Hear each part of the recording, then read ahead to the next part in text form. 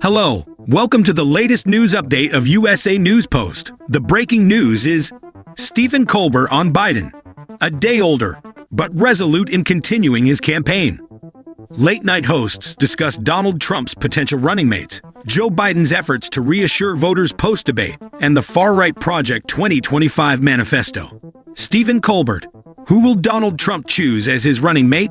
On Tuesday night, he had narrowed it down to Florida Senator Marco Rubio, Ohio Senator JD Vance, and North Dakota Governor Burgum. Vance is interesting, said Stephen Colbert on The Late Show, because he has what the others don't, a beard. If picked and elected, Vance would be the first vice president in over 150 years with a full beard, though Trump reportedly dislikes it. Trump doesn't like beards, but why on earth would he hate? Oh, yeah, makes sense. Colbert joked next to a photo of Trump's two bearded sons, Eric and Don Jr. On the Democratic side, Joe Biden is one day older, but determined to stay in the race, said Colbert. And to do that, he needs the support of his party. So congressional Democrats gathered on Tuesday behind closed doors to discuss Biden's future in what one called a come-to-Jesus meeting. No, do not let Joe come anywhere near Jesus until November 6, Colbert exclaimed. Walk away from the light, Joe. Get away. The tone of the meeting was reportedly somber, with one participant likening it to a funeral, while another called that comparison an insult to funerals. Hey Democrats, keep it light, Colbert advised.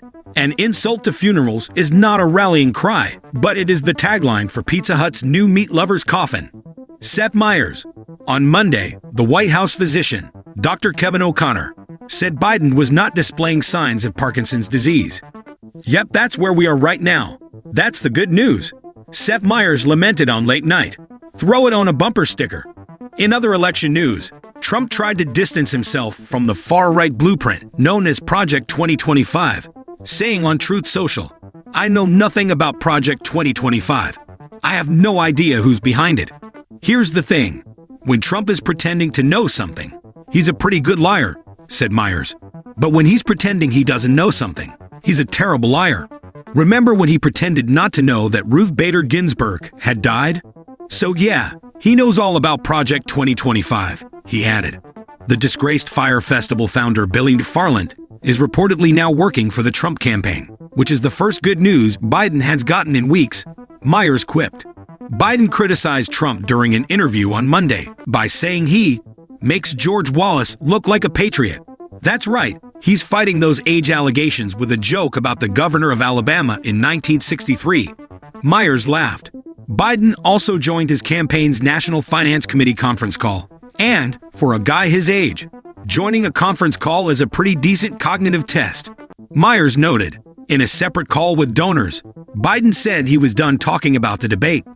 Bold strategy, considering that was also his approach during the debate, Meyers joked. The Daily Show.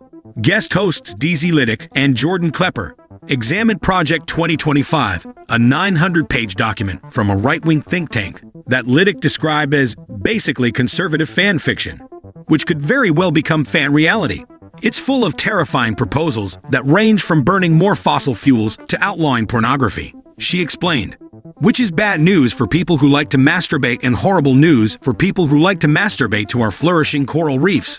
The proposal is supported by several of Trump's top aides.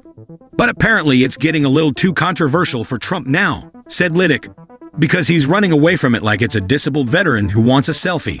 The former president posted on Truth Social, "I know nothing about Project 2025. I have no idea who is behind it. I disagree with some of the things they're saying, and some of the things they're saying are absolutely ridiculous and abysmal. Anything they do, I wish them luck, but I have nothing to do with them." Really? You expect us to believe Donald Trump didn't read a 900-page? Oh, now that I'm saying that, I hear it, said Klepper. This is textbook Trump, he added.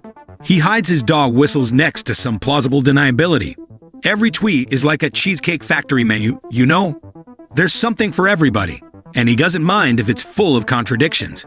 He hasn't read Project 2025, but he likes parts of it. He has no idea who's behind it, but he hired most of them. He thinks it's abysmal, but he wishes them luck. He has one hand in his pocket, and the other one is giving a high five.